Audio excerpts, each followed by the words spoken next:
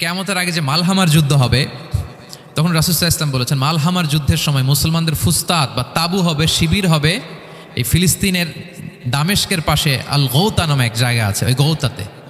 এবং ঈসা আলাইহিস সালাম এসে যে দাজ্জালকে হত্যা করবেন সেটাও ওই শামে।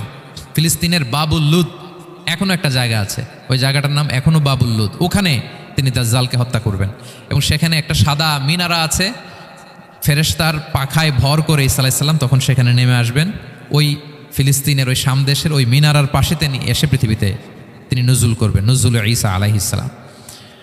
তো তিন এবং জাইতুনের কসম করে বেসিকলি আল্লাহ তাআলা ঈসা আলাইহিস সালামের জন্মস্থানের কসম করেছেন। কারণ তিন এবং জাইতুন, ডুমুর এবং জলপাই, অলিভ কোন দেশে বেশি হয়? শাম দেশে। আওয়াজ করে বলেন কোন দেশে? বর্তমান ফিলিস্তিন এবং সিরিয়া। এবং ওই ভূখণ্ডে আল্লাহ নবী ঈসা আলাইহিস সালামের জন্মস্থান। তাহলে এই দুই ফলের কসম করে বেসিকলি আল্লাহ তাআলা ঈসা আলাইহিস সালামের জন্মস্থানের কসম করেছেন। ওনার প্রতি নাজিল হওয়া যে তাওরাত ইনজিল গ্রন্থ, এই রেভেলেশনের কসম করেছেন। আচ্ছা, এরপরে ওয়াতুর সিনিন, সিনাই পর্বতের কসম। সিনাই পর্বত বা তুর পাহাড় হচ্ছে মিশরে অবস্থিত, আর মিশর হচ্ছে মুসা আলাইহিস সালামের জন্মস্থান। কার জন্মস্থান?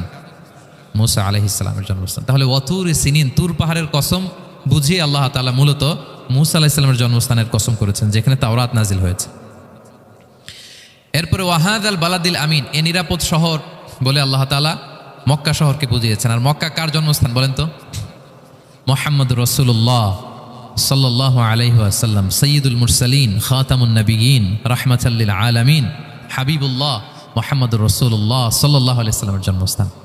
তাহলে এই চারটা আয়াতে, চারটা শপথের মধ্য দিয়ে মূলত আল্লাহ তাআলা ঈসা আলাইহিস সালামের জন্মস্থান, মুসা আলাইহিস সালামের জন্মস্থান এবং মুহাম্মদ সাল্লাল্লাহু আলাইহি ওয়াসাল্লামের জন্মস্থান, যেই তিনটা এলাকায়, ভূখণ্ডে তিনটা মেজর ওহী নাজিল হয়েছে। এক তো ঈসা আলাইহিস সালামের কাছে নাজিল হয়েছে ইনজিল কিতাব, আরেকটা হচ্ছে তাওরাত। তাওরাত এমন কিতাব যে কিতাব দিয়ে হাজার হাজার নবীরা ফয়সালা করেছেন। বনি ইসরাইলের অনেক নবীর উপর কোনো কিতাব নাজিল হয়নি, তার মানে তারা রসুল ছিলেন না, তারা নবী, তারা সব কিছু তাওরাত দিয়েই ফয়সালা করতেন। আর রাসূল সাল্লাল্লাহু আলাইহি ওয়াসাল্লামের উপর কোরআন নাজিল হয়েছে। তার মানে প্রথম চারটি শপথ দিয়ে বেসিকলি ইনজিলের শপথ, তাওরাতের শপথ এবং কোরআনের শপথ। বুঝতে পেরেছেন সবাই? শুরুতেই সূরাতুত তিনের কয়েকটা আয়াত তেলাওয়াত করেছি। এটা কালামুল্লাহ মাজিদের 95 নম্বর সূরা। এই সূরাটা মক্কাতুল মুকাররমাতে নাজিল হয়েছে। এই সূরার আয়াত সংখ্যা 8টা। এই সূরার শুরুতে আল্লাহ তাআলা 4টা কসম করেছেন, ওয়াত-তিনি ওয়াজ-জাইতুনি ওয়া-তুরি সিনিনা ওয়া হাযাল বালাদিল আমিন। ওয়াত-তিন, তিনের কসম, ওয়াজ-জাইতুন, জাইতুনের কসম, ওয়া-তুরি সিনিন, সিনাই পর্বতের কসম, ওয়া হাযাল বালাদিল আমিন, আর এই নিরাপদ শহরের কসম। তো 4টা শপথ করেছেন বা আল্লাহ তাআলা কসম করেছেন। কসম দিয়ে আল্লাহ তাআলা কোরআনের অনেক সূরা শুরু করেছেন। যেমন একটা সূরায় আল্লাহ ফজরের সময়ের কসম করেছেন, আল্লাহ বলেছেন ওয়াল ফাজর। আল্লাহ আকাশের কসম করেছেন ওয়াস সামা ইযাতিল বুরুজ। আল্লাহ তাআলা সূর্যের কসম করেছেন ওয়াশ শামসি ওয়া দুহাহা। এভাবে আল্লাহ তাআলা তার সৃষ্টির অনেক কিছুর কসম করে গুরুত্বপূর্ণ কোনো মেসেজ বা বার্তা আমাদের সামনে হাজির করেন। তো এই সূরাতে আল্লাহ তাআলা 4টা জিনিসের কসম করে একটা খুবই গুরুত্বপূর্ণ বার্তা মানব মণ্ডলীর জন্য এই সূরাতে তিনি হাজির করেছেন। এই সূরাটা আমাদের অনেকেরই মুখস্থ আলহামদুলিল্লাহ, এবং আল্লাহ রাসূল সাল্লাল্লাহু আলাইহি ওয়াসাল্লাম প্রায় বিভিন্ন নামাজে এই সূরাটা তেলাওয়াত করতেন। বারা ইবনে আযিব রাদিয়াল্লাহু তাআলা আনহু উনি বর্ণনা করেন যে আমি একবার এশার সালাতে আল্লাহ রাসূল সাল্লাল্লাহু আলাইহি ওয়াসাল্লামের কণ্ঠে নামাজে সূরা 3 তিনি তেলাওয়াত করেছেন, আমি নিজ কানে শুনেছি। এবং ওনার কণ্ঠ যে এত মধুর ছিল, আমার জীবনে এত সুমধুর কণ্ঠের তেলাওয়াত আমি শুনি নাই। আল্লাহর হাবিব সাল্লাল্লাহু আলাইহি ওয়াসাল্লামের কোরআন তেলাওয়াতের যে কণ্ঠ এত সুমিষ্ট ছিল, এত চমৎকার ছিল, শুধু তেলাওয়াত শুনেই অনেকে শাহাদা পড়ে মুসলমান হয়েছে। আবু জাহেল মক্কায় নিষেধ করতো যে কেউ যাবা না মুহাম্মদের কাছে, সে পাগল, সে গণক, সে মিথ্যাবাদী, সে জাদুকর, সে স্বামী স্ত্রীর মধ্যে বিচ্ছিন্নতা নিয়ে আসে, সে বাবা ছেলেকে আলাদা করে দেয়, তার কাছেই যাবা না। আর সে যা বলে শুনবাই না, কানে আঙ্গুল দিয়ে রাখবা। তো মানুষকে যেটা নিষেধ করা হয় বেশি, মানুষের ওইটার ব্যাপারে আগ্রহ থাকে বেশি। সে যত নিষেধ করতো মানুষ আরো বেশি বেশি যেয়ে শুনতো। মানুষকে সে কি বারণ করবে? সে দিনের বেলা নিষেধ করতো, রাতে যে লুকিয়ে লুকিয়ে নিজেই তেলাওয়াত শুনতো। তাহলে চিন্তা করেন যে আল্লাহর হাবিব সাল্লাল্লাহু আলাইহি ওয়াসাল্লামের কোরআনিক রেসিটেশন কত চমৎকার মেলোডিয়াস ভয়েস হলে স্বয়ং আবু জাহাল রাত্রিবেলা লুকিয়ে লুকিয়ে কোরআন তেলাওয়াত শুনতে যেত আল্লাহর হাবিব সাল্লাল্লাহু আলাইহি ওয়াসাল্লামের কণ্ঠে। তো রাসূল সাল্লাল্লাহু আলাইহি ওয়াসাল্লাম সূরাতুত 3টা এশার সালাতে তিনি তেলাওয়াত করেছেন, এই মর্মে হাদিসে পাওয়া যায়। এবং এই সূরাটা একটা ফলের নামে সূরা। 3 একটা ফল, আরব বিশ্বে খুব বেশি হয় 3 ফল। আমরা বাংলাদেশে ডুমুর বলি, ইংরেজিতে ফিগ বলে, ফিগ ট্রি। তো ফলের নামে বেসিকলি আল্লাহ তাআলা এই সূরাটাকে এই চ্যাপ্টারটাকে ডেডিকেট করেছেন। আমরা সূরাকে ইংরেজিতে চ্যাপ্টার বলি, কোরআনে 114টা চ্যাপ্টার, এর মধ্যে এই সূরাটা হচ্ছে ফলের নামে ডেডিকেটেড। বিভিন্ন নামে খুব ইনক্লুসিভ হয়েতে আল্লাহ তাআলা কোরআনে সূরাগুলো দিয়েছেন। কোরআনে আপনি প্রাণীর নামে সূরা পাবেন, প্রাণী। মানুষের নামে সূরা পাবেন। মানুষের মধ্যে 3 ভাগ, মুমিন, তারপর কাফির, এরপর মুনাফিক, প্রত্যেকের নামে সূরা। সূরাতুল মুমিনুন আছে, সূরাতুল কাফিরুন আছে, আবার সূরাতুল মুনাফিকুন আছে। আমাদের দৃশ্য জগতের সবচেয়ে বড় প্রাণীটা হচ্ছে হাতি, তাই না? এই হাতির নামে একটা সূরা আছে, বলেন তো ওই সূরার নাম কি? সূরা ফিল। তারপর আমরা যে দেখি আমাদের দৃশ্য জগতের সবচেয়ে ছোট প্রাণী হচ্ছে পিঁপড়া, পিঁপড়ার নামে একটা সূরা আছে, সূরা আন-নামল। আন-নামল মানে পিঁপড়ার সূরা। মাকড়সার নামে সূরা আছে, সূরাতুল আনকাবুত। তারপর গোষ্ঠীর নামে সূরা আছে, সূরাতুল আলে ইমরান। বংশের নামে সূরা আছে, সূরাতুল কুরাইশ, কুরাইশ বংশের নামে সূরা। এইভাবে খুব ইনক্লুসিভ হয়েতে এমন কিছু নাই যে আল্লাহ তাআলা উল্লেখ করেন নাই। মা ফাররাতনা ফিল কিতাবি মিন শাই, উল্লেখ করে নাই কোরআনে এমন কিছু নাই, সব কিছু আল্লাহ তাআলা উল্লেখ করেছেন। তো এই সূরাটা হচ্ছে একটা ফলের নামে, ফলটার নাম হচ্ছে 3 ফল। আল্লাহ তাআলা বলছেন ওয়াত-তিন, তিনের শপথ। আমি একবার সরল বঙ্গানুবাদ করি, এরপর আমি তাফসিরে ঢুকি। তিনের শপথ, ওয়াজ-জাইতুন, জাইতুনের শপথ। ওয়াতুরি সিনিন, সিনাই পর্বতের শপথ। ওয়াহাদাল বালাদিল আমিন, এই নিরাপদ শহরের শপথ। লাকাদ খালাকনাল ইনসানা ফি আহসানি তাকওয়িম, নিশ্চয় আমি মানুষকে খুব চমৎকার সুন্দর অবয়বে সৃষ্টি করেছি। সুম্মা রাদাদনাহু আসফালা সাফিলিন, এরপরে তাকে আবার নিচু থেকে নিচুর দিকে নামিয়ে দিয়েছি। ইল্লাল্লাযীনা আমানু ওয়া আমিলুস সলিহাত, তবে তারা ছাড়া যারা ঈমান এনেছে এবং সৎকর্ম করেছে। ফালাহুম আজরুন গায়রু মামনুন, তাদের জন্য আছে অফুরন্ত পুরস্কার। ফামা ইউকাযযিবুকা বা'দু বিদ্দিন, এগুলো জানার পরও কিসে তোমাকে দিন অস্বীকারের ব্যাপারে উদ্বুদ্ধ করলো? আলাইসাল্লাহু বিআহকামিল হাকিমিন, আল্লাহ তাআলা কি শ্রেষ্ঠ বিচারক নন? সাদাকাল্লাহুল আযীম। এই হচ্ছে এই সূরাটির সরল অনুবাদ। এবার আমরা তাফসিরে ঢুকি। প্রথমে আল্লাহ তাআলা বলেছেন ওয়াত-তিন, তিনের শপথ। 3 মানে তো আমরা জানলাম, 3 মানে ডুমুর। আল্লাহর হাবিব সাল্লাল্লাহু আলাইহি ওয়াসাল্লাম তিনি 3 ফল পছন্দ করতেন, এবং এটা ডায়াবেটিক্সের জন্য ভালো, ডায়াবেটিক্স নিয়ন্ত্রণ করে। আমাদের বোনদের যাদের ইররেগুলার মেনস্ট্রুয়েশনাল পিরিয়ড হয়, এটার জন্য এটা খুব ভালো, এবং খুব স্ট্রেংথ স্টেমিনা আনে শরীরে। এটা জান্নাতের একটা গাছ। আদম আলাইহিস সালাম এবং হাওয়া আলাইহিস সালামকে যখন আল্লাহ বলেছিল ওয়ালা তাকরাবা হাযিহিশ শাজারাতা ফাতাকুনা মিনায যালিমিন, আদম এবং হাওয়া জান্নাতের সব জায়গায় যেতে মন চায় যাও, যা খেতে মন চায় খাও, এই নিষিদ্ধ গাছের কাছে যেও না, তাহলে তোমরা জালিম হয়ে যাবে। শয়তান এসে উল্টা বুঝালো, সে বলল তোমাদের খেতে নিষেধ করছে কেন জানো? আল্লাহ চায় না যে তোমরা জান্নাতে থাকো, আল্লাহ চায় এখান থেকে তোমাদের বের করে দিবে, কিন্তু তোমরা যদি এই গাছের ফল খাও আল্লাহ বের করতে পারবে না। দেখছেন শয়তানের অবস্থা? শয়তান কিন্তু নেগেটিভিটি নিয়ে সামনে আসে না, আসে খুব আপনার ওয়েল উইশার হিসেবে, উপদেশ নিয়ে, খুব ভালো একটা পজিটিভ ওয়েতে আসে। তো ওনারা খেয়ে ফেললেন এই নিষিদ্ধ গাছের ফল। খাওয়ার ফলে আদম আলাইহিস সালাম, হাওয়া আলাইহিস সালাম, ওনাদের গা থেকে জান্নাতের পোশাকগুলো ঝরে পড়ে গেল। এখন কি দিয়ে ওনারা ওনাদের প্রাইভেটকে ঢাকবেন? তখন ওনারা তাফসির ফি জিলালিল কোরআনে এসেছে যে ওনারা এই 3 গাছের পাতা নিয়ে নিজেদের প্রাইভেট ঢেকেছিলেন। সুবহানাল্লাহ। সেই 3 ফলের কসম আল্লাহ করলেন, ওয়াত-তিন, তিনের শপথ। এরপর আল্লাহ তাআলা বললেন ওয়াজ-জাইতুন, জাইতুনের শপথ। জাইতুন মানে হচ্ছে জলপাই। তো আল্লাহ তাআলা বললেন ওয়াজ-জাইতুন, জাইতুনের শপথ। জাইতুন মানে হচ্ছে জলপাই, ইংরেজিতে আমরা যেটাকে অলিভস বলি। তো আল্লাহ 3-এর কসম করলেন এবং অলিভের কসম করলেন। দুইটাই খুব উপকারী ফল, এবং আল্লাহর হাবিব সাল্লাল্লাহু আলাইহি ওয়াসাল্লাম তিনি জলপাইও খুব পছন্দ করতেন। ওনার রেগুলার ফুড আইটেমের মধ্যে জলপাই ছিল, অলিভস ছিল। এটা পাহাড়ি এরিয়া, মরুভূমিতে হয়, এবং রাসূল সাল্লাল্লাহু আলাইহি ওয়াসাল্লাম বলেছেন কুলু যাইত ওয়াদ-দাহিনু ফাইন্নাহু মিন শাজারাতিন মুবারাকা, তোমরা অলিভ অয়েল এটা খেয়েও এবং এটা গায়ে মালিশ করো, কেননা এটা বরকতময় একটা গাছের ফল, শাজারা মুবারাকা। এটা শরীরের ব্যাড কোলেস্টেরলকে কমিয়ে দেয়। দাড়িতে অ্যাপ্লাই করলে, চুলে অ্যাপ্লাই করলে সহজে পাকে না দাড়ি চুল, এবং স্কিনে অ্যাপ্লাই করলেও স্কিনের জন্য ভালো, স্কিনের জন্য বেশ ভালো। এটা যাদের সুযোগ হয় আপনারা দাড়িতে চুলে অ্যাপ্লাই করবেন, খাবেন। এটা খাওয়াও যায়। তাম্বুতু বিদ্দুহনি ওয়াসিবগিল লিল আখিলিন, কোরআনে এসেছে। এটা অয়েল হিসেবে ইউজ করে, আবার খাবার হিসেবেও ইউজ করা যায়। সালাদ ড্রেসিংয়ের ক্ষেত্রে কিন্তু অলিভ অয়েল আমরা ইউজ করি। ইদানিং পিজাতে খুব ইউজ করা হয় অলিভ, জলপাইটা। তো এটা আপনারা খেতে পারেন, এটা খুবই সুস্বাদু। এবং জলপাই গাছের মানে জাইতুন গাছের ডালের মেসওয়াক খুব ভালো হয়। আল্লাহর হাবিব সাল্লাল্লাহু আলাইহি ওয়াসাল্লাম জাইতুনের ডাল দিয়ে মেসওয়াক করতেন। তিনি বলতেন নি'মাস সিওয়াকিয়াজ জাইতুন, সবচেয়ে শ্রেষ্ঠ মেসওয়াক হচ্ছে জাইতুনের। মিনাশ শাজারাতিল মুবারাকা, কারণ এটা বরকতময় গাছের ডালা। এবং ফাইন্নাহু সিওয়াকি ওয়া সিওয়াকুল আম্বিয়া মিন ক্বাবলি, এই জাইতুনের ডাল দিয়ে আমিও যেমনি মেসওয়াক করি, আমার আগে যত নবী পৃথিবীতে এসেছে সবাই জাইতুনের ডাল দিয়ে মেসওয়াক করতো। আল্লাহ বলেন ওয়াত-তিনি ওয়াজ-জাইতুন, তিনের শপথ আর জাইতুনের শপথ। এরপর আল্লাহ তাআলা বললেন ওয়াতুরি সিনিন, সিনাই পর্বতের শপথ। প্রথমে দুইটা ফলের শপথ করলেন, এবার একটা পাহাড়ের শপথ করতেছেন। আপনারা কি তুর পাহাড়ের নাম শুনেছেন? হ্যাঁ, শুনেছেন। এই সিনাই পর্বত দ্বারা তুর পাহাড় উদ্দেশ্য। এটা মিশরের একটা পাহাড়, অনেক উঁচু, 2285 মিটার উঁচু।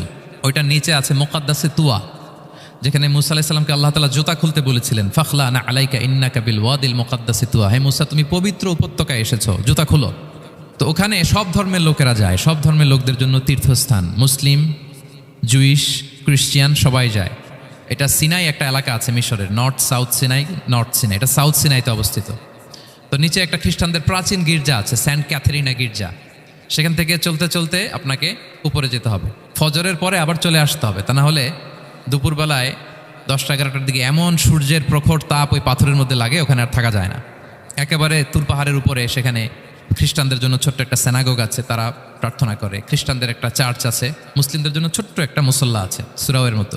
আল্লাহ ওই সিনাই উপত্যকার কসম করেছেন, ওয়াতুরি সিনিন, সিনাই উপত্যকার কসম। এখানেই আল্লাহ তাআলা মুসা আলাইহিস সালামকে তাওরাত দিয়েছিলেন, মেজর একটা আসমানি কিতাব দিয়েছিলেন, এবং সরাসরি মুসা আলাইহিস সালাম এই পাহাড়ের চূড়ায় বসে আল্লাহ তাআলার সাথে কথা বলতেন। ওয়াকাল্লামাল্লাহু মুসা তাকলিমা, উনি সরাসরি কথা বলতেন, এটা ওনার একটা স্পেশাল বৈশিষ্ট্য ছিল, ক্যারেক্টারিস্টিক্স। এবং আল্লাহ তাআলা নূরের তাজাল্লি দিয়ে এই পাহাড়কে একবার জ্বালিয়ে দিয়েছিলেন। আজও এই পাহাড়ের রংটা অনেকটা একটু লালচে, একটু কালোচে, একটু রেডিশ কালারের। এবং মুসা আলাইহিস সালাম এই নূরের তাজাল্লির ঝলকে তিনি বেহুশ হয়ে গিয়েছিলেন এই পাহাড়ের উপরে। ইয়াজুজ মাহাজুজ যখন কিয়ামতের আগে আগমন করবে, তখন মুসলমানদের সেন্টার হবে। ঈসা আলাইহিস সালাম মুসলমানদেরকে নিয়ে ওইখানে অবস্থান করবেন, এই তুর পাহাড়ের ওখানে। এবং আল্লাহর হাবিব সাল্লাল্লাহু আলাইহি ওয়াসাল্লামের মেরাজের রাতে ইসরার সময় একটা স্টেশন ছিল এই তুর পাহাড়। জিবরাইল আলাইহিস সালাম এই তুর পাহাড়ে আল্লাহর হাবিব সাল্লাল্লাহু আলাইহি ওয়াসাল্লামকে নামিয়ে বলেছিলেন যে এটা জাবাল মুসা, আপনার ভাই মুসার পাহাড়, আপনি এখানে 2 রাকাত নামাজ পড়েন, দোয়া করেন। আল্লাহর হাবিব সাল্লাল্লাহু আলাইহি ওয়াসাল্লাম এই তুর পাহাড়ে 2 রাকাত সালাত আদায় করেছিলেন এবং দোয়া করেছিলেন। আল্লাহ এই তুর পাহাড়ের কসম কাটলেন, ওয়াতুরি সিনিন, সিনাই পর্বতের কসম, যেখানে তাওরাত কিতাব নাজিল হয়েছিল।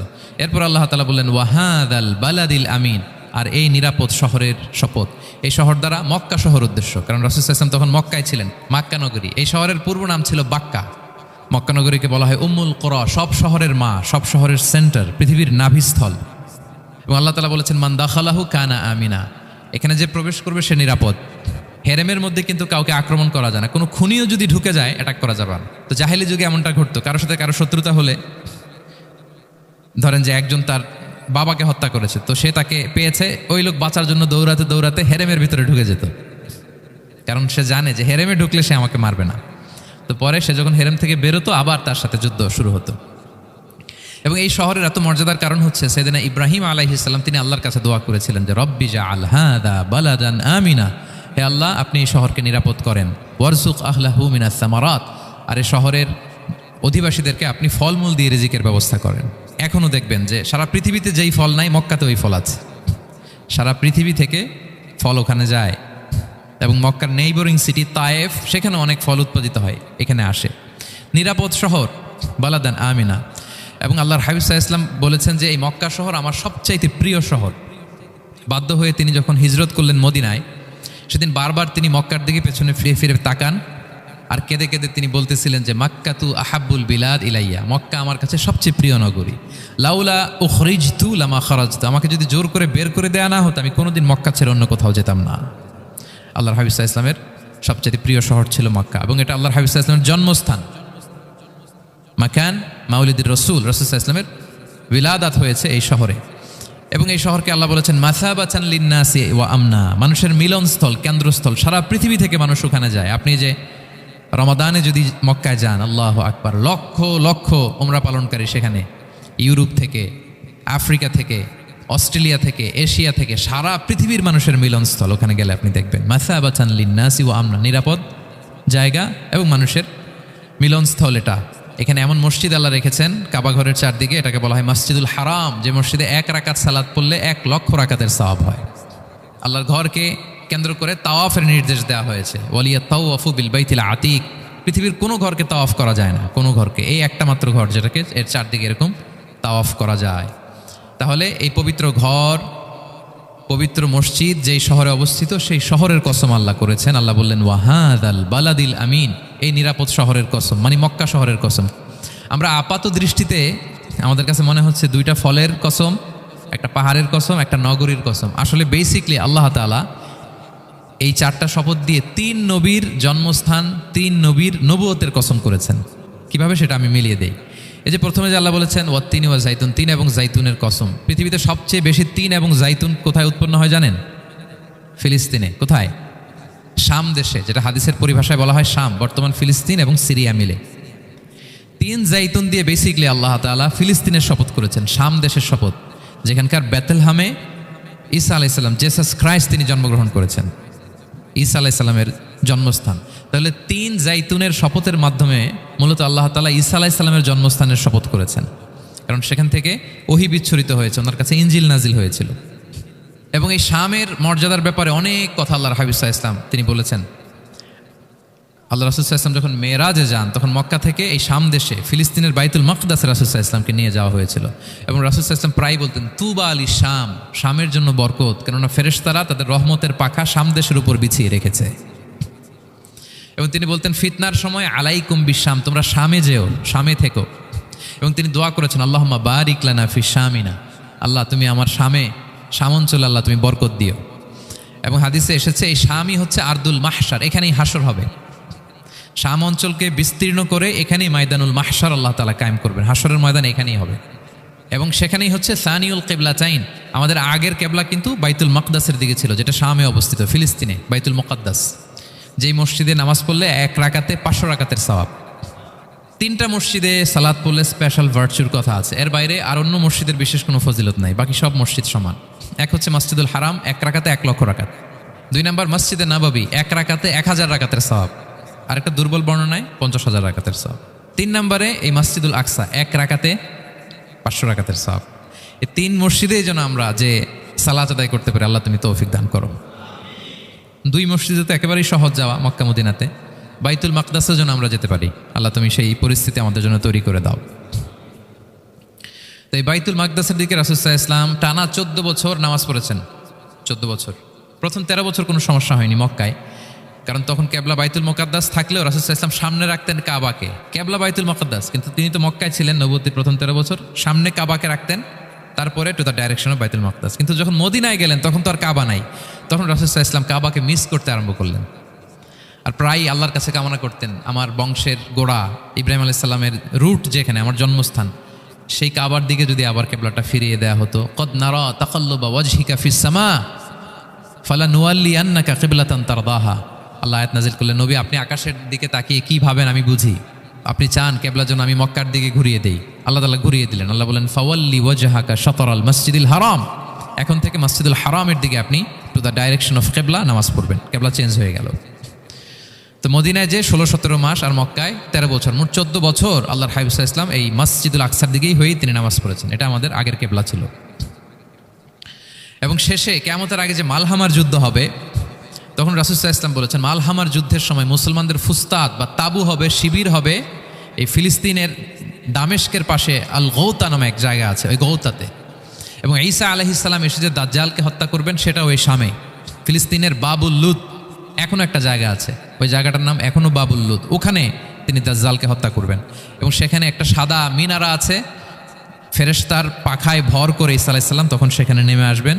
ওই ফিলিস্তিনের ওই শাম দেশের ওই মিনারার পাশে তিনি এসে পৃথিবীতে তিনি নুজুল করবেন, নুজুল ঈসা আলাইহিস সালাম। তো 3 এবং জাইতুনের কসম করে বেসিকলি আল্লাহ তাআলা ঈসা আলাইহিস সালামের জন্মস্থানের কসম করেছেন। কারণ 3 এবং জাইতুন, ডুমুর এবং জলপাই, অলিভ কোন দেশে বেশি হয়? শাম দেশে। আওয়াজ করে বলেন কোন দেশে? বর্তমান ফিলিস্তিন এবং সিরিয়া। এবং ওই ভূখণ্ডে আল্লাহ নবী ঈসা আলাইহিস সালামের জন্মস্থান। তাহলে এই 2 ফলের কসম করে বেসিকলি আল্লাহ তাআলা ঈসা আলাইহিস সালামের জন্মস্থানের কসম করেছেন। ওনার প্রতি নাজিল হওয়া যে তাওরাত ইনজিল গ্রন্থ, এই রেভেলেশনের কসম করেছেন। আচ্ছা, এরপরে ওয়াতুরি সিনিন, সিনাই পর্বতের কসম। সিনাই পর্বত বা তুর পাহাড় হচ্ছে মিশরে অবস্থিত, আর মিশর হচ্ছে মুসা আলাইহিস সালামের জন্মস্থান। কার জন্মস্থান? মুসা আলাইহিস সালামের জন্মস্থান। তাহলে ওয়াতুরি সিনিন, তুর পাহাড়ের কসম বুঝিয়ে আল্লাহ তাআলা মূলত মুসা আলাইহিস সালামের জন্মস্থানের কসম করেছেন, যেখানে তাওরাত নাজিল হয়েছে। এরপরে ওয়াহাদাল বালাদিল আমিন, এ নিরাপদ শহর বলে আল্লাহ তাআলা মক্কা শহরকে বুঝিয়েছেন। আর মক্কা কার জন্মস্থান বলেন তো? মুহাম্মদুর রাসূলুল্লাহ সাল্লাল্লাহু আলাইহি ওয়াসাল্লাম, সাইয়্যিদুল মুরসালিন, খাতামুন নবিয়্যিন, রাহমাতাল লিল আলামিন, হাবিবুল্লাহ মুহাম্মদুর রাসূলুল্লাহ সাল্লাল্লাহু আলাইহি ওয়াসাল্লামের জন্মস্থান।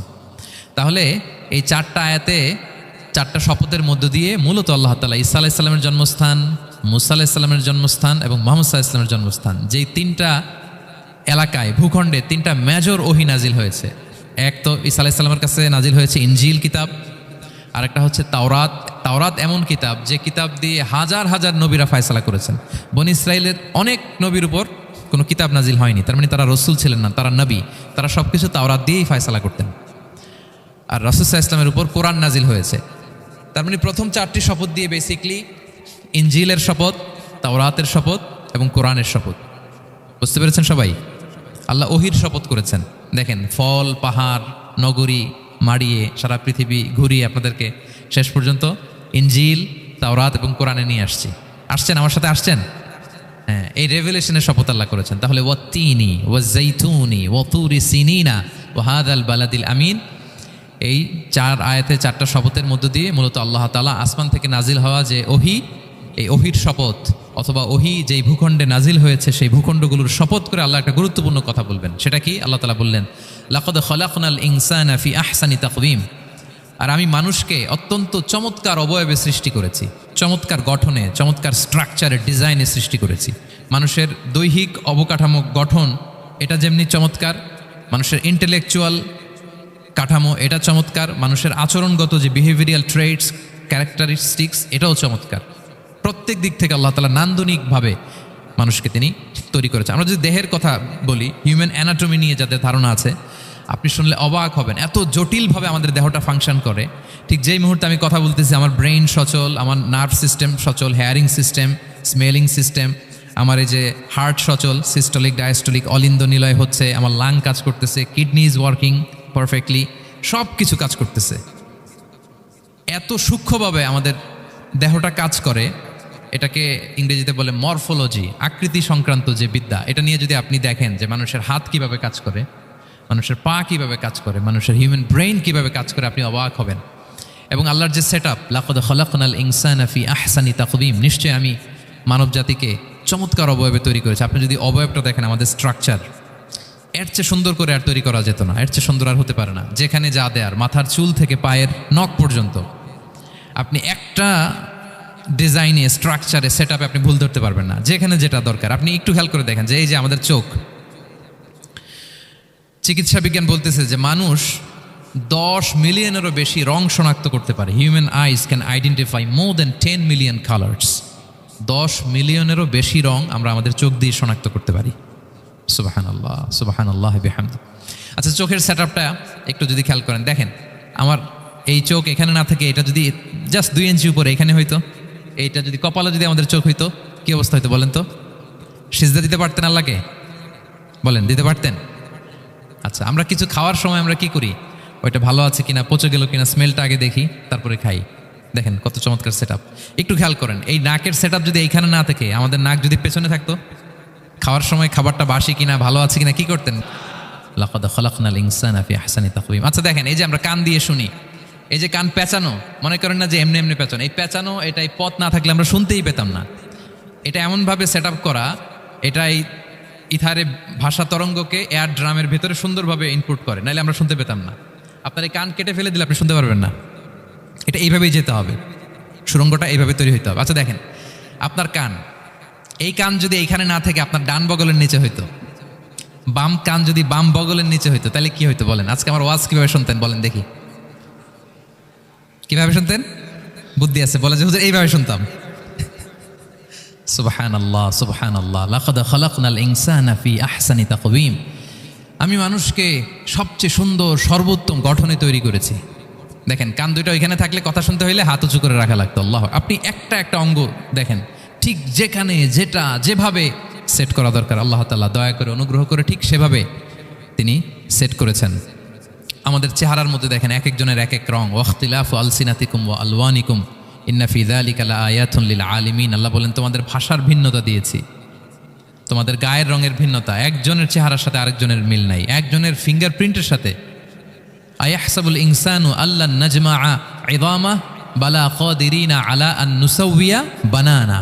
মানুষ ভেবেছে সে মারা গেলে তাকে আমি তার অস্থি, মজ্জা, হাড়, গোশত, চামড়া জোড়া লাগাতে পারবো না। আরে তার আঙ্গুলির অগ্রভাগ পর্যন্ত আমি সুবিন্যস্ত করে আমার কাছে রেখে দিয়েছি ফিঙ্গারপ্রিন্ট। আমাদের ফিঙ্গারপ্রিন্টগুলো আল্লাহর কাছে সংরক্ষিত, একজনের ফিঙ্গারপ্রিন্টের সাথে আরেকজনেরটা মিলে না।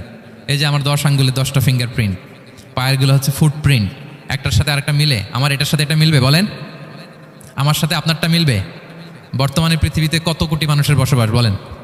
এই যত মানুষ পৃথিবীতে আছে, একজনের আঙ্গুলের ছাপের সাথে, এই যে বায়োমেট্রিক্যাল অথেন্টিকেশন যে আমরা করি, একজনের ফিঙ্গারপ্রিন্টের সাথে আরেকজনের ফিঙ্গারপ্রিন্টের মিল নাই। একজনের ফুটপ্রিন্টের সাথে ফুটপ্রিন্ট মিল, ইভেন একজনের আই প্রিন্টের সাথে। আমাকে একজন ওনার হসপিটালে নিয়ে গেল ঢাকায়, তো উনি ওনার দরজা খুলতেছে আই প্রিন্ট দিয়ে, মানে উনি না গেলে খুলে না। উনি আর ওনার খুব কাছের স্টাফ, এটা গুরুত্বপূর্ণ একটা অফিস, তো উনি চোখ দিল, আই প্রিন্ট নিল, এরপরে দরজা খুলে যাচ্ছে। দেখেন, একজনের আই প্রিন্টের সাথে আরেকটা আই প্রিন্ট মেলে না। সুবহানাল্লাহ। প্রিয় ভাইরা, একজনের ফিঙ্গারপ্রিন্টের সাথে আরেকজনের ফিঙ্গারপ্রিন্টের কোনো মিল আছে পৃথিবীতে? ফুটপ্রিন্টের সাথে, আই প্রিন্টের সাথে? কারণ ডিজাইনারটা কে বলেন তো? হুয়াল্লাযী ইউসাউবিরুকুম ফিল আরহামি কাইফা ইয়াশা। মায়ের পেটে থাকতেই আল্লাহ তাআলা এগুলো ডিজাইন করে দিয়েছেন। আমি কেমন হব, আমার বৈশিষ্ট্য কেমন কেমন হবে, এই যে আমি যে আমার বাবা দাদা 14 পুরুষের ডিএনএ বয়ে বেড়াই, এগুলো সব নিয়ে আমার বৈশিষ্ট্য, আমার কণ্ঠস্বর, আমার ক্যারেক্টারিস্টিক্স, আমার ফিচার কেমন হবে, সব তিনি আল্লাহ তাআলা মায়ের পেটে থাকতে ডিজাইন করে দিয়েছেন। সুবহানাল্লাহ। আল্লাহ বলছেন, লাকাদ খালাকনাল ইনসানা ফি আহসানি তাকওয়িম। প্রিয় ভাইরা, কসম করার পরে আল্লাহ যে কথাটা বলেন, এটা অনেক গুরুত্বপূর্ণ, খুবই গুরুত্বপূর্ণ বার্তা। আল্লাহ চারটা কসম করে তিনটা নবীর জন্মস্থানের শপথ করে তিনি বললেন, লাকাদ খালাকনাল ইনসানা ফি আহসানি তাকওয়িম। নিশ্চয় আমি অত্যন্ত চমৎকার আকৃতিতে মানুষকে তৈরি করেছি। মানুষের গঠন এরকম, মাথা থেকে পা পর্যন্ত। আমি তো দু একটার কথা বললাম, চোখ, নাক, কান, আপনি একটা একটা করে যদি ধরেন, আমাদের হেয়ারিং সিস্টেম কীভাবে কাজ করে, হেয়ারিং নার্ভ কীভাবে কাজ করে, আমাদের সেন্সেশন কীভাবে কাজ করে, আমাদের ব্রেন কীভাবে কাজ করে। আমাদের এক একজনের ব্রেন 1.5 কেজি ওজন, 3 পাউন্ডের মতো একটা সুস্থ মানুষের অ্যাভারেজ ব্রেনের ওজন। এই ব্রেনের মেমোরি হচ্ছে 2.5 মিলিয়ন গিগাবাইট। আপনার মোবাইলে স্পেস কত বলেন, মেমোরি কত? হ্যাঁ, 512 জিবি। আর আমার আর আপনার ব্রেইনের যে মেমোরি, এই মেমোরি হচ্ছে 2.5 মিলিয়ন গিগাবাইটস। আল্লাহ, এই যে প্রতি মুহূর্তে আমাদের নিউরন কানেক্টিভিটি হচ্ছে, ব্রেনের স্নায়ুগুলোর যত কানেক্টিভিটি হয়, যত আমরা চিন্তা করে ব্রেনকে খাটাই, নতুন নতুন জিনিস আমরা তৈরি করতে পারি। এবং এমনভাবে আল্লাহ তাআলা এমন সফিস্টিকেটেড ব্রেইন আল্লাহ মানুষকে দিয়েছে, মানুষ পারে না এমন কিছু নাই। মানুষ যা কল্পনা করতে পারে, মানুষ তা করে দেখাতে পারে। এজন্য আমাদের কল্পনার জানালাটাকে বড় করতে হবে। আই রিপিট, মানুষ যা কল্পনা করতে পারে, ইমাজিন করতে পারে, সেটা মানুষ করে দেখাতে পারে। ওই ক্যাপাসিটি দিয়ে আল্লাহ তাআলা মানুষকে তৈরি করেছেন। সুবহানাল্লাহ, সুবহানাল্লাহ। লাকাদ খালাকনাল ইনসানা ফি আহসানি তাকওয়িম। এই ব্রেনকে খাটিয়ে মানুষের কত ইনভেনশন, কত ডিসকভারি, মানুষ সভ্যতার পর সভ্যতা বিনির্মাণ করেছে। চোখ ধাঁধানো মানুষের আবিষ্কার, তাক লাগিয়ে দিয়েছে গোটা বিশ্বে একটার পর একটা করে। আল্লাহ এমনভাবে মানুষকে তিনি তৈরি করেছেন। লাকাদ খালাকনাল ইনসানা ফি আহসানি তাকওয়িম। চমৎকার অবয়বে, তার দৈহিক অবয়ব যেমনি সুন্দর, তার বুদ্ধিগত, তার চিন্তাগত, তার ইন্টেলেক্ট, এটাও তেমন সুন্দর, এটাও তেমন চমৎকার। পৃথিবীর কোনো প্রাণীকে আল্লাহ তাআলা এরকম হিউম্যান ব্রেনের মতো এরকম সফিস্টিকেটেড ব্রেন দিয়ে, ইন্টেলেক্ট দিয়ে তৈরি করেনি। এজন্য সব প্রাণী থেকে মানুষ আলাদা। সব প্রাণী থেকে মানুষের চিন্তা, বিবেক, বুদ্ধি এগুলো আলাদা। তাহলে দেখেন, মানুষের শ্রেষ্ঠত্ব মূলত এগুলোর দ্বারা। মানুষ যদি তার চিন্তা, বিবেক, বুদ্ধি খাটায়, সে শ্রেষ্ঠ হয়ে যায়। আমি একটা কথা প্রায় বলি যে, মানুষ যদি ভালো হয়, সে ফেরেশতার চেয়েও ভালো, আর মানুষ যদি খারাপ হয়, সে পশুর চেয়েও নিকৃষ্ট।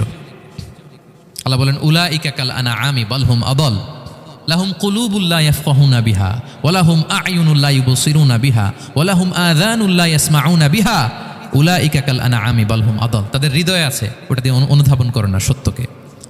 চোখ আছে, ওটা দিয়ে সে সত্যটা দেখে না। কান আছে, হকের কথা শুনে না। উলাইকা কাল আনআম, আল্লাহ বলেন তারা প্রাণীর মতো, চতুষ্পদ জন্তুর ন্যায়। শুধু অতটুকুই না, বাল হুম আদাল, তারা তার চেয়েও নিকৃষ্ট, তার চেয়েও নিকৃষ্ট।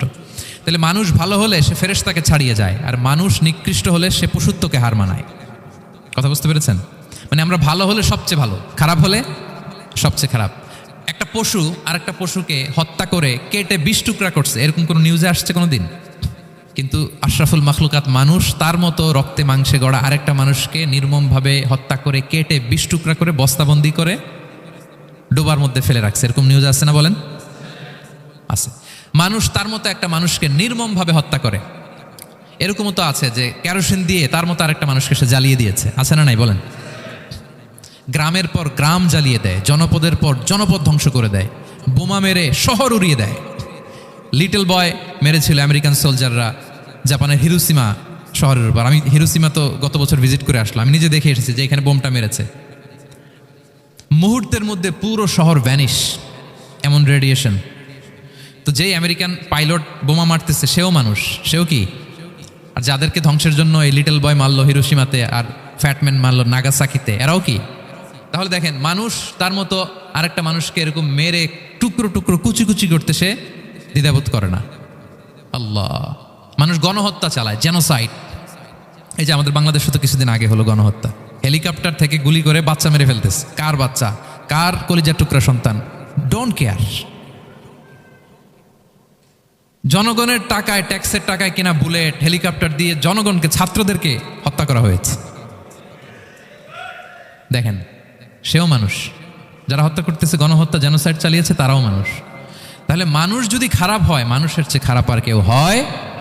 আর মানুষ ভালো হলে মানুষের চেয়ে ভালো কেউ হতে পারে? মানুষ এমন জায়গায় যেতে পারে যেখানে ফেরেশতারাও যেতে পারে না। জিবরাইল ইসলামের যাওয়ার সীমানা যেখানে শেষ, মুহাম্মদ সাল্লাল্লাহু আলাইহি ওয়াসাল্লামের ঊর্ধ্ব জগতের কাহিনী সেখান থেকে শুরু। আল্লাহু আকবার। তাহলে মানুষ ভালো হলে ফেরেশতাকে ছাড়ায়, মানুষ খারাপ হলে পশুত্বকে হার মানায়। So the decision is yours. রাস্তা দুইটা, আপনি কোন দিকে যাবেন? আপনি কি ডান দিকে জান্নাতের পথে যাবেন নাকি বাঁ দিকে জাহান্নামের পথে যাবেন? সিদ্ধান্ত আপনার। আল্লাহ তাআলা বললেন, লাকাদ খালাকনাল ইনসানা ফি আহসানি তাকওয়িম। আমি মানুষকে চমৎকার আকৃতিতে তৈরি করেছি। হাতের মেকানিজম কি, পায়ের মেকানিজম কি, আমার চেয়ে আপনারা ভালো জানেন। এগুলো ঘন্টার পর ঘন্টা আপনি বলতে পারবেন যে কেমনভাবে আল্লাহ তাআলা তৈরি করেছেন। আল্লাহ বলেন, মানুষকে আমি অত্যন্ত চমৎকার আকৃতি দিয়ে তৈরি করেছি। তার সৃষ্টিগত কাঠামো, তার বুদ্ধিবৃত্তিক কাঠামো, তার চিন্তাগত কাঠামো, তার আচরণগত কাঠামো, তার নৈতিকতায় তাকে এমন উচ্চ মর্যাদার আসন আমি দিয়েছি, এটা যদি সে অ্যাচিভ করে, বিলং করে, তাহলে তার চেয়ে শ্রেষ্ঠ কেউ আর হতে পারে। কিন্তু আল্লাহর দেয়া এই ক্যাপাসিটিগুলো, এই নেয়ামাগুলো যদি সে অ্যাকসেপ্ট না করে, সে যদি পশুত্বের পথে হাঁটে, সে যদি শয়তানের দেখানো পথে হাঁটে, তাহলে সে এত নিচে যাবে, অন্য কেউ আর এত নিচে যেতে পারে না। মানুষ যত নিচে যেতে পারে, ফেরেশতারাও অত নিচে যেতে পারবে না, জিন জাতিও পারবে না, কোনো প্রাণীর পক্ষে যাওয়া সম্ভব না। তাহলে মানুষকে আল্লাহ তাআলা এমন সফিস্টিকেটেড ওয়েতে তৈরি করেছেন, চাইলে সে সবার উপরে যেতে পারে।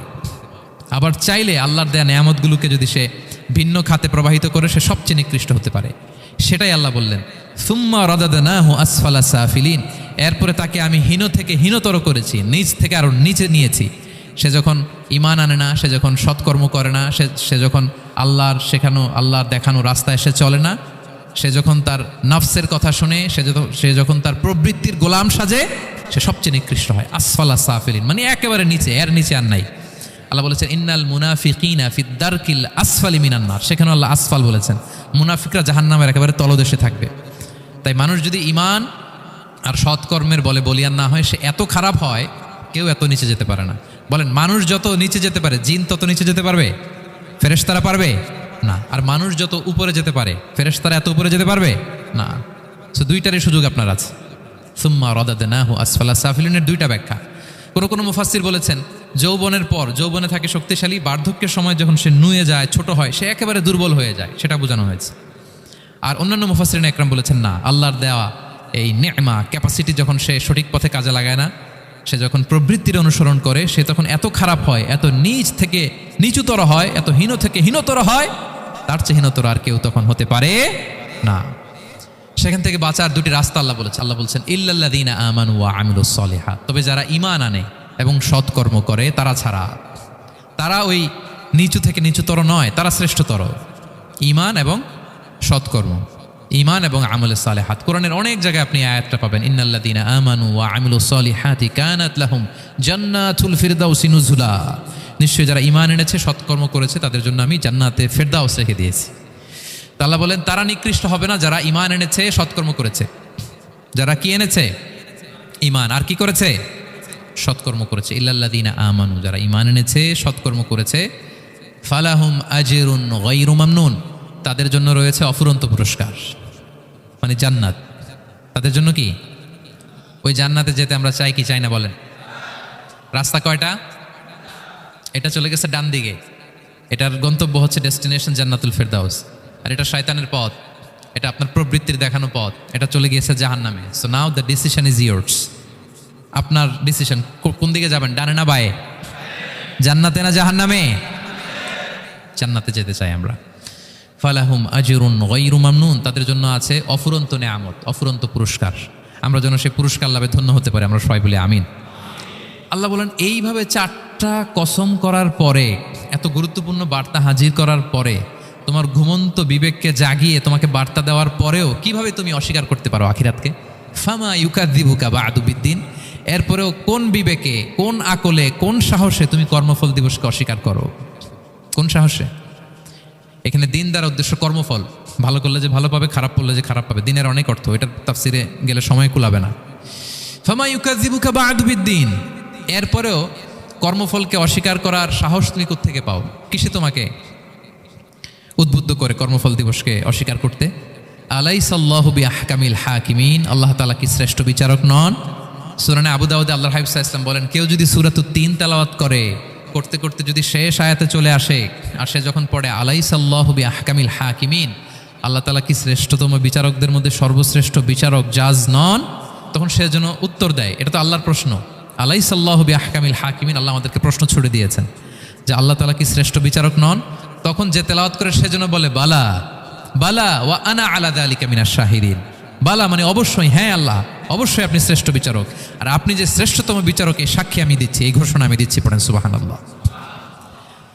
আপনি দেখবেন মসজিদুল হারামে, হারামাল মাক্কিতে যখন তেলাওয়াত করে ইমাম সাহেবরা, এই আয়াতের পরেই যদি রুকুতে যায় দেখবেন ফিস ফিস করে বলে যে বালা বালা ওয়া আনা আলা যালিকা মিনাশ শাহিদিন। আমি নিজে শুনেছি, দেখবেন ওনার এটা পরে, কারণ আল্লাহ এখানে প্রশ্ন ছুড়ে দিয়েছেন। আর উত্তর হিসেবে বলতে হবে বালা ওয়া আনা আলা যালিকা মিনাশ শাহিদিন, আল্লাহ অবশ্যই আপনি শ্রেষ্ঠ বিচারক। আল্লাহর চাইতে শ্রেষ্ঠ বিচারক আর হতে পারে? আমরা কত লাকি যে আল্লাহর আহকামুল হাকিমিন হিসেবে বিচারক পেয়েছি। আমাদের বিচার যদি অন্য কেউ করতো, নিজেরা যদি নিজেদের, আল্লাহ যদি বলতো তোরটা বিচার তুই কর আর তোরটা তুই কর, কি অবস্থা হইতে বলেন? যার সাথে যার শত্রুতা আছে ওইখানে দেখাই দিত। কিন্তু আমরা বিচারক হিসেবে পেয়েছি কাকে? আল্লাহ কি পার্সিয়ালিটি করবে বিচারে? স্বজনপ্রীতি করবে? কারো উপর জুলুম করবে? কাউকে ঠকাবে? আল্লাহ বলেন ওয়ামা আনা বিযাল্লামিল লিল আবিদ, আমি কখনো আমার বান্দার উপর জুলুম করি না, জুলুম করি না। নাদাউল মাওয়াজিনাল কিসতা লিয়াউমিল কিয়ামা, কিয়ামতের দিন আমি মিজান নামে এমন এক ন্যায় বিচারের মানদণ্ড স্থাপন করব, ফালা তুযলামু নাফসুন শাইআ, এক বিন্দু পরিমাণ কেউ মাজলুম হবে না, এক বিন্দু পরিমাণ কেউ মাজলুম হবে না। এজন্য দুনিয়াতে যদি বিচার না পান, আল্লাহর দরবার বিচারটা দিয়ে রাখেন, সেদিন বিচার হবে। আহকামুল হাকিমিন আপনারা ঠকাবে না। দুনিয়াতে বিচার পান নাই, মাজলুম হয়েছেন, মানুষ ভুল বুঝছে, কেউ আপনারে ঠিকমতো বুঝে নাই, আপনার কথাটা কাকে বলবেন? বিপদে পড়লে ক্রাইসিস মোমেন্টে কাকে শেয়ার দিবেন? না ফেসবুকে শেয়ার দিবেন? আমরা তো ফেসবুকে শেয়ার দিয়ে দিই এখন। ফেসবুকে শেয়ার দেওয়ার আগে, বন্ধুকে শেয়ার দেওয়ার আগে, স্ত্রীর কাছে শেয়ার করার আগে আমার সমস্যার কথা আগে শেয়ার করব কাকে? কারণ আলাইসাল্লাহু বি আহকামিল হাকিমিন, আল্লাহ বলছেন আমি কি শ্রেষ্ঠ বিচারক নই? বালা বালা ইয়া রব ওয়া আনা আলা যালিকা মিনাশ শাহিদিন, অবশ্যই আল্লাহ আপনি শ্রেষ্ঠ বিচারক। ক্লিয়ার হয়েছে না সবার কাছে? শপথ কয়টা ছিল? 4টা। মূলত নবুয়তের শপথ, তাই না? নবুয়ত আমাদের জন্য সবচাইতে বড় নেয়ামত। কারণ নবীরা যদি আমাদেরকে এই তথ্যগুলো না দিতেন, আমরা জান্নাত জাহান্নাম চিনতাম? ভাইরা বলেন তো, আখেরাত চিনতাম? এই যে আখেরাত হবে, পুলসিরাত হবে, day of judgement, day of accountability, আল্লাহর সুপ্রিম কোর্টের কাঠ গড়ায় পাই টু পাই হিসাব দিতে হবে, নবীরা না এসে বললে আমরা এত বুঝতাম না। নবীরা জান্নাত জাহান্নাম চিনিয়েছে, আল্লাহর বিশদ পরিচয় আমাদের সামনে তুলে ধরেছে, আখিরাতের পরিচয়, লাইফ আফটার ডেথ কিরকম হবে, সব কিছু আমাদের কাছে তুলে ধরেছে। সো নবুয়ত আল্লাহ তাআলার পক্ষ থেকে অনেক বড় নেয়ামত। 2 নম্বর নেয়ামত হচ্ছে আল্লাহ তাআলা আমাদেরকে যে ক্যাপাসিটি দিয়েছে, বুদ্ধিমত্তা, ইন্টেলেক্ট, বিচার বিশ্লেষণ, যেটা দিয়ে আমরা অন্যান্য সব প্রাণী থেকে আলাদা, এটাও আল্লাহর বড় নেয়ামত। এই নেয়ামতের শুকরিয়া যেন আমরা করি। এবং আমি যেটা বলেছি, মানুষ যেটা কল্পনা করতে পারে সেটা সে করেও দেখাতে পারে। সো আল্লাহ তাআলা যাকে যেই কোয়ালিটি দিয়েছে, ক্যাপাসিটি দিয়েছে, আমরা যেন এই নেয়ামতের শুকরিয়া করি। নেয়ামতের শুকরিয়া করলে এই নেয়ামত দেওয়ার ধারাবাহিকতা এটা বাড়িয়ে দেয় কে? লা ইন শাকারতুম লা আযীদান্নাকুম ওয়া লা ইন কাফারতুম ইন্না আযাবি লাশাদীদ। শুকরিয়া করলে নেয়ামত আরো বাড়িয়ে দেব। তাহলে প্রথম নেয়ামত ছিল নবুওয়াত, প্রফেটহুড, প্রফেসি, এটা অনেক বড় নেয়ামত। এই রেভেলেশন এসে আমাদেরকে এনলাইটেন করেছে। তা না হলে আমাদের গডকে, গডের ফিচার কি, আখেরাত কি, জান্নাত কি, জাহান্নাম কি, the concept of punishment, concept of আখেরা, কিছুই আমরা ভালোভাবে বুঝতাম না। এটার শপথ আল্লাহ করেছেন। আল্লাহ আমাদেরকে নেয়ামত দিয়েছেন, ক্যাপাসিটি দিয়েছেন, সক্ষমতা দিয়েছেন, সবচাইতে সফিস্টিকেটেড ব্রেন দিয়ে তৈরি করেছেন, এটা একটা বড় নেয়ামত। এবং রাস্তা দেখিয়ে দিয়েছেন। হয় ডানে নয় বায়ে। এবং তিনি আশ্বাস দিয়েছেন যে তোমাদেরকে সঠিক ফায়সালার মাধ্যমে বিচার করা হবে সেদিন। তাই আমাদের বিপদে আপদে সবসময় আমরা যেন ফরিয়াদ করি এক মহান সত্তার কাছে। বলুন তো আওয়াজ করে, তিনি কে? আল্লাহর কাছে যেন আমরা ফরিয়াদ করি। আল্লাহ তাআলা আমাদের সবাইকে কথাগুলো বুঝা আর আমল করার তৌফিক দান করুক। হাযা মা ইনদি ওয়াল ইলমু ইনদাল্লাহি আলাইহি তাওয়াক্কালতু ওয়া ইলাইহি উনীব। সুবহানাকাল্লাহুম্মা ওয়া বিহামদিকা আশহাদু আল্লা ইলাহা ইল্লা আনতা আস্তাগফিরুকা ওয়া আতুবু ইলাইক।